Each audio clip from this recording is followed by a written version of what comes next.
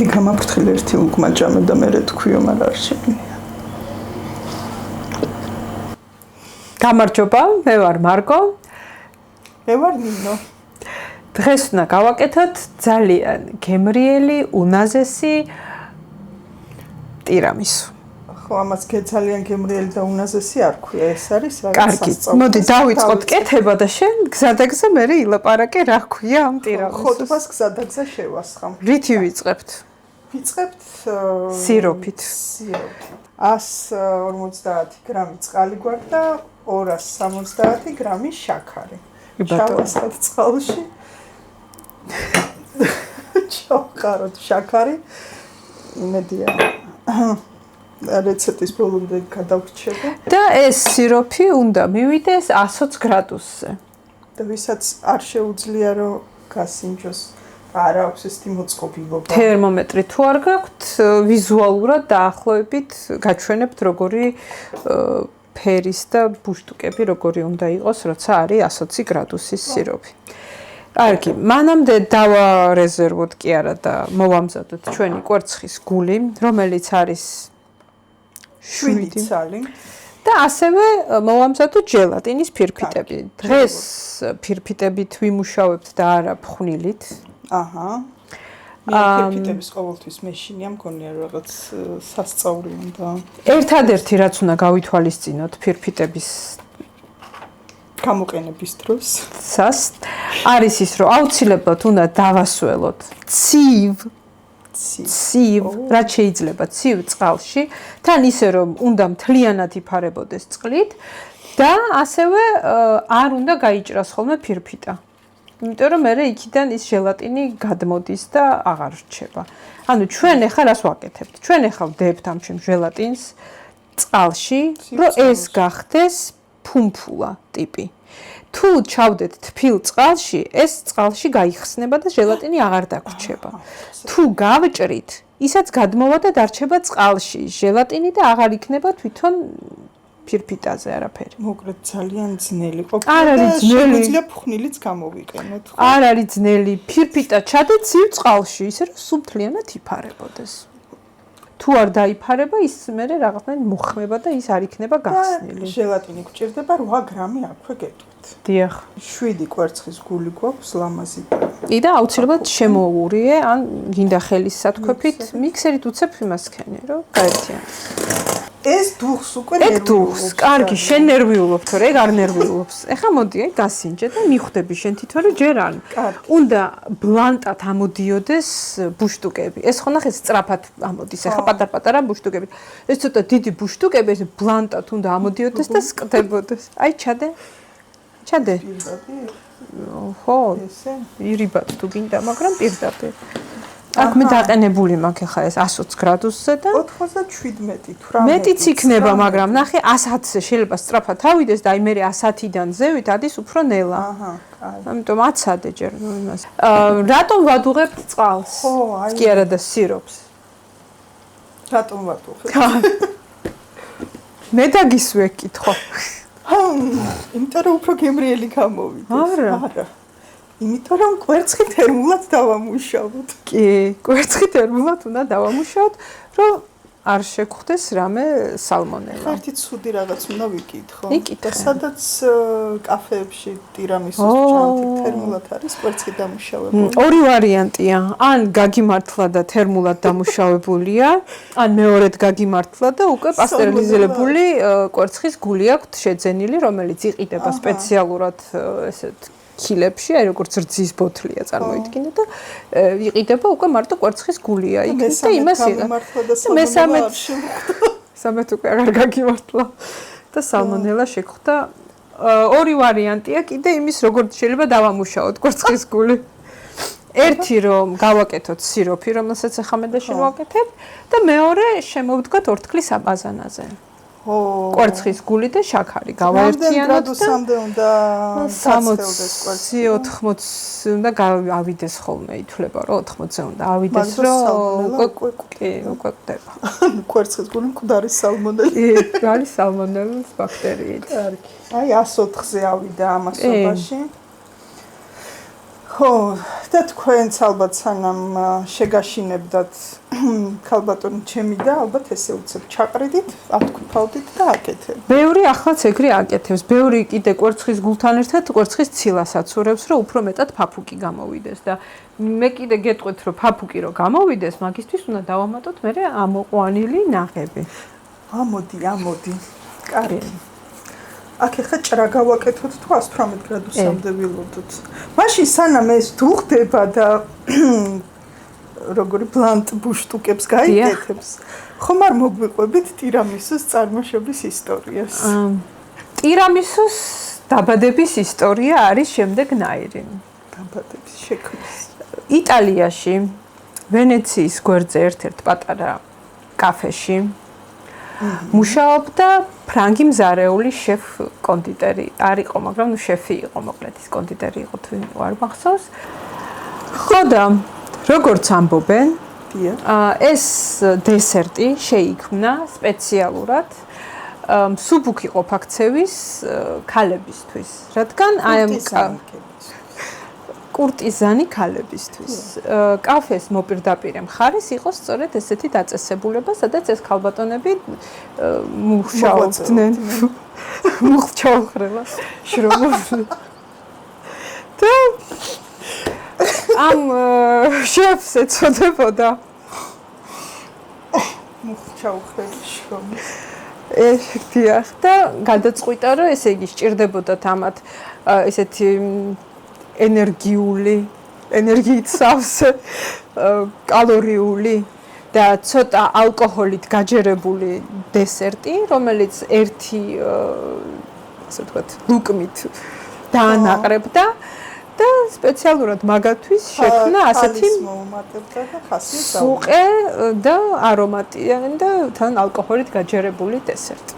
და დაარქვა ტირამისუ. რას ნიშნავს? აღმახრთოვანი თუ რაღაც ხო. აი ესე უნდა იყოს. ხო, მოკლედ დავიწყოთ. მე ჩაგისხავ. შენ მე ვიყებებ შენი ყიბლებ და სოფელი კი, მე ნელ-ნელა ჩავასხავ, ანუ წვრილი იმით და თან ეცადეთ რომ ჩაასხათ კიდესკენ.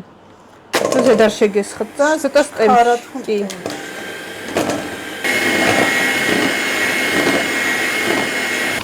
გაფუმფულდა ჩვენი მასა და გაგემრიელდა. აი ესეთი კაი სქელი მასა გამოვიდა. იქამდე უნდა თქვიფოთ, სანამ არ გაცივდება და ესეთი მყარი ფუმფულა მასა არ გახდება. ახლა რა უნდა გავაკეთოთ? ჩვენი ჟელატინი, რომელიც მანამდე ჩავალბეთ ცივ წყალში. ეს გაპრანჭული ცივ ჟელატინი. ეს ჩვენი იყო ოქრო. ორლანდო თუ ბლუმი. არა. ოქრო იყო. ოქრო. აი ესე მოვწუროთ, რომ ბევრი წყალი არ შეყვეს. ძალიან ხელით მოჭრიტვა არ გინდათ ხოლმე. ჯობია რა, აი ესეთია რა, მედუზას გავს ჩანს? აი ესეთი ხო. ქვაბში უნდა გავალღოთ კი არა, გავადნოთ ჩვენი ჟელატინი უკვე იმ მასასთან ხოლმე, რომელშიც უნდა ჩავამატოთ. ანუ რადგან ახლა ჩვენ აი ამ მასაში უნდა გავუკეთოთ ჩვენი ჟელატინი, ამიტომ ცოტა ეგ მასა ჩადე ქვაბში. ერთი კოვზუკა. და მაგას დავამატებთ ჩვენ ჟელატინს. და დადგით ცეცხლზე, დაბალ ცეცხლზე, არ არის აუცილებელი რომ მაღალი ცეცხლი იყოს და უნდა მივიღოთ ერთგვაროვანი თხევადი მასა. ოღონდ არ უნდა გადაგიხურდეს ზედმეტად, რა, მთავარი გაიხსნას. აბა გახდა ერთგვაროვანი, გაიხსნა, შიგნით რამე ჟელატინის და მედუზები აღარ აქვს. მაშინ აიღე ეგ შენი მასა და ჩაამატე ამაში. თუ ძალიან ცხელია ხოლმე, ეცადეთ რომ ცოტა გააგრილოთ ისევ ამ მასითვე და მერე ნელ-ნელა შეურიო. რომ იცის ხოლმე უცებ აი რაღაცნაირად აჭრა მასის, ამიტომ შოქში რო არ ჩაგვივართ. ხო, ცხელი როცა ხოლმე და ცივზე ესხმევა ყოველთვის შოკ.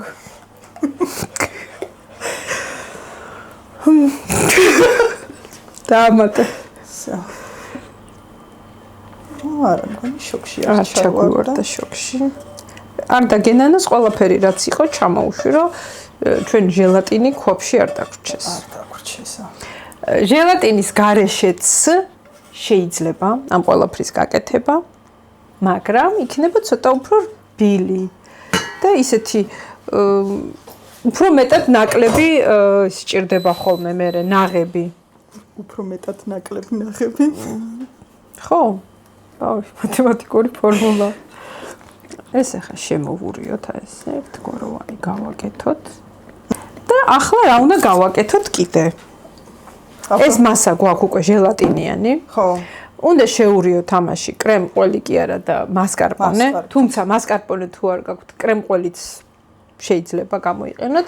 ოღონდ შეეცადეთ რომ აი ლაბნერო არის ის ნაკლებად, იმიტომ რომ იმას ძალიან რბილი სტრუქტურა აქვს და კრემ-ყველი უფრო მაგარია, მაგრამ კიდე წინასწარ გადაცუბრეთ ხოლმე წყალი იცის იმან შეუდგება ხოლმე წყალი. კარგი, კრემ-ყველს რო წყალი შეუდგება. აი ის წყალი უნდა გადაიხაროს. და ასევე გვჭირდება 450 მილილიტრი ნაღები, რომელიც არის ამ შემთხვევაში 35%-იანი და ვიცით რომ საკონდიტროში ვიყენებთ მხოლოდ მაღალ პროცენტიანს და უნდა ესეც ამოვიყვანოთ. ხო. ბევრი მოუვიდა თამაში და უნდა უთხრათ რომ ამოდიო. და მე კიდე დავამატებთ აი ესე ჩვენ წინასწარ მომზადებულ შავ რომს. სხვაგანაც რომ დავამატოთ არ შეიძლება. ჩავიმატოთ. დავიწყოთ ნაღები. მე ვიტყოდი რომ ჯერ ნაღები ამოვიყვანოთ და მე უკვე მიქსერით შეგვიძლია ყველაფერი ერთად გავაერთიანოთ. ამოვიყვანეთ. ძალიან გაგვიძალიან და მაგრამ ამოვიყვანეთ და აი ეს თი მყარია. ძალიან ზედმეტიც არ უნდა ხო აი ეს არ არის კვერცხის ცივა არ არის რომ ეგრე ქნას. ახლა უნდა შევურიო ერთმანეთში. ჩვენი უკვე შაქრის და კვერცხის მასა, ну სიროფის და კვერცხისაც იყო. მასკარპონე, ნაღები და ჩვენი ალკოჰოლი, რომელიც არის თანმიმდევრობას აქვს მნიშვნელობა, რომელიც არის ეს ბოლოს. აჰა, კაი. ეგრე უკვე. ხელით თუ მიქსერით? შეგიძლია მიქსერითაც, შეგიძლია ხელითაც. მიქსერით მიქსერით. კი, ქენი მიქსერით, მე ამას შემოურევდი ჯერ პირველ რიგში, რომ ეს ცოტა ერთგვაროვანი გახდეს. ამაშივე დავამატოთ ეს ჩვენი კვერცხის მასა. ესაც დაბალზე ხო? თავარია გაერთიანდეს. დავამატოთ 50. 50. ამ შემთხვევაში არის 50 მილილიტრი შავი რომი. შეიძლება. 60-ით. თუ არსად არ მიდიხართ და შავი რომი, ნამდვილ კი არა და არ დაგვილევია ჩვენ. ენა ებმება უბრალოდ.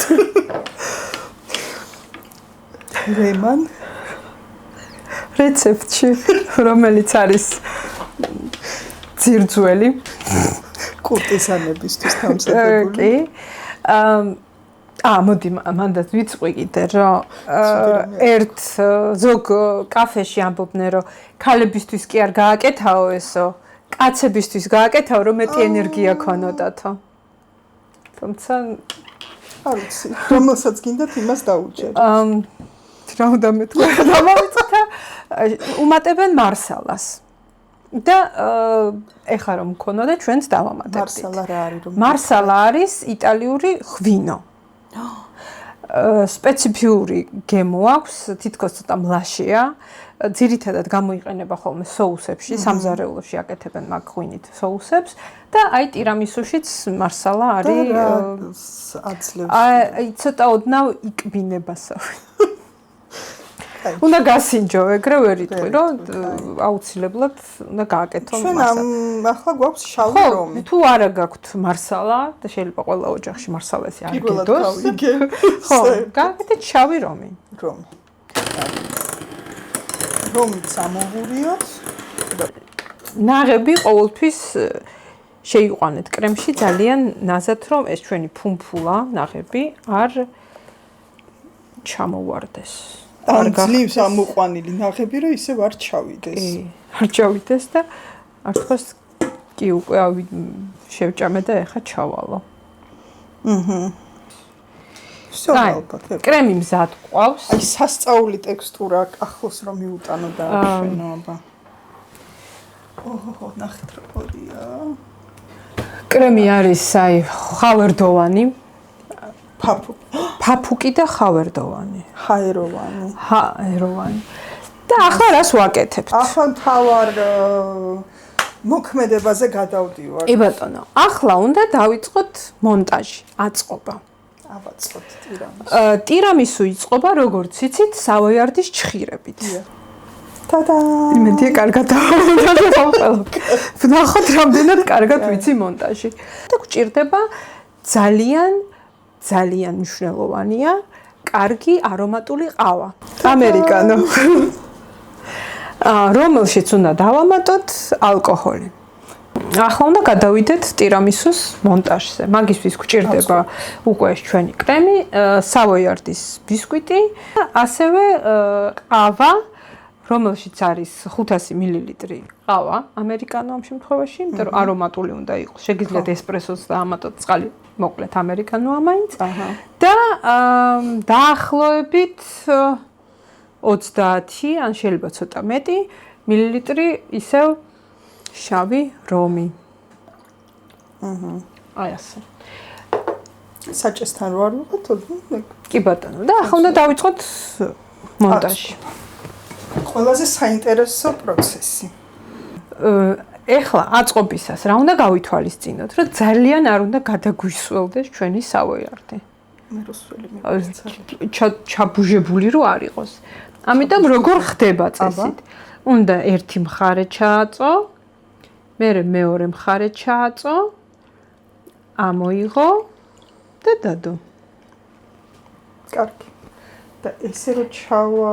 ხო, ნახე, ეგრე უფრო აი ხა ნახე ეს წესით ეგრე ახლა. შეგიძლია ესეც ქნა. აი ესე მგონი უფრო მარტივი. ბატონო. მოკლედ უნდა დავდოთ ერთი ფენა ბისკვიტი, მერე უნდა დავადოთ კრემი, მერე ისევ ბისკვიტი და მერე კრემი. ჩვენი მიზანი ეგ არის. დავდეთ ერთი ფენა. ახლა დავადოთ კრემი.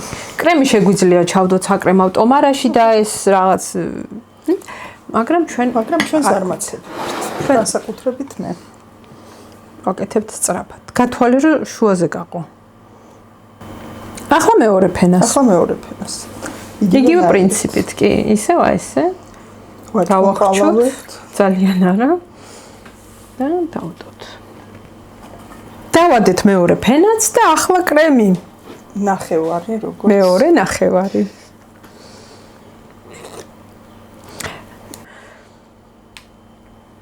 შეგიძლია დიდად არ გადაყვეთ ამ ზედაპირის გალესვას. უკვე გადაყევი. მაგრამ შეგიძლიათ. თქვენ შეგიძლიათ არ გადაყვეთ. როცა უკვე იქნება მზად ჩვენი ტირამის მაცივარში გაცივდება და ეხაც არ არის ძალიან თანთალა, მაგრამ მე უფრო სხვანაირი სტრუქტურა ექნება. გამოვიღებთ და მოვაყრით კაკაოს. მერე ხდება კაკაო. კი, მერე უნდა მოვაყაროთ კაკაო. ოღონდ ძალიან სქელ ფენაზე არ ვაყრით, იმიტომ რომ კაკაომ ძალიან ცუდი რამე იცის ხოლმე, რომ შეიძლება უცებ ჭამის დროს შეგეყაროს და მოგძლიათ. და ძირითად რეცეპტში კაკაოს მაგივრად აყრიდნენ გახეხილ შოკოლადს.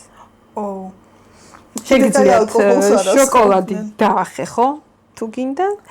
არა, კაკაო თიგვირჩი. თუ არა და კაკაოს მოვაყრით და მე შეგიძლიათ კიდე რაღაცები დაახატოთ, დააწერო. დაგიბრუნდით უკვე ჩვენი დასტაბილურებული ტირამისუთი, რომელიც მაცივარში იყო, არ მოგატყუებთ და 1 საათი. ხო, 1 საათი არც კი შეიძლება, ხო, კი. ახლა რა უნდა გავუკეთოთ? აბა, გვაქვს კაკაო. და ეს კაკაო უნდა მოვაყაროთ ლამაზად, რომ აი ეს უსწორმასწორობები რაც აქვს ზედაპირზე, რომ ესენი დავფაროთ. და თან გემოც რომ მივცეთ რა. ხო, ანუ კაკაო მისცემს თავის სიმწარეს და ესაც ოდნავ მოუხდება რაღაც. გეცოდინებათ ეს რიცხვი. დედმამიშვილების ერთ-ერთი საჭირო და აუცილებელი. კი, თან რომ დაატაროთ სულ. მუდმივად. და თან რომ უნდა ყოველთვის აკონტროლოთ ერთმანეთი, შეიძლება მეორეც გქონდეს მეორეს, რომ თან რამე არ იყოს იქ ეს. მოდი შუაში ვქნათ ცენტრში და კი. აჰა, 35 სანტიმეტრია. 17 ნახევარზე კაკაო. მედი უფროსი ხარ და ძიმში მოიყვები. აჰა. მოიმარჯვეთ თქვენს ოჯახში არსებული ყველაზე დიდი კოუსები. და ხო, აქ ტირამისუ ისეთი ნამცხვარია, რომ ყველანაირი ეტიკეტი შეიძლება დაივიწყოთ რა. აჰა, კარგი. აბა დავიწყოთ. იტალიაში მოღვაწე ფრანკ კონდიტერს რა ერქვა გვახსოვს. გაუმარჯოს და ყველა იმ ადამიანს გაუმარჯოს, ვისთვისაც ეს ნამცხვარი შეიქმნა. და ვისაც ოდეს მე რამეში დაეხმარა. და ახლაც მიუხედავად ჩვენი პროფესიებისა, ვისაც ეს გვახარებს და ძალიან კარგია. არა, მოდი არაფერს არ ვიტყვი. თქვენ თვითონ გააკეთეთ. ხო და ამაზე ნაკლები არ უნდა გააკეთოთ, იმიტომ რომ ეხლა კამერებს გამოვრთავთ, გამოგვიწერეთ, მოვყევით. გემრიელ რეცეპტებთან ერთად ბევრ საინტერესო ისტორიასაც აი ხო უკვე იცით ტირამისუს წარმოშობის ისტორია. ნახვამდის. სულ კარგად ბრძანდებოდეთ.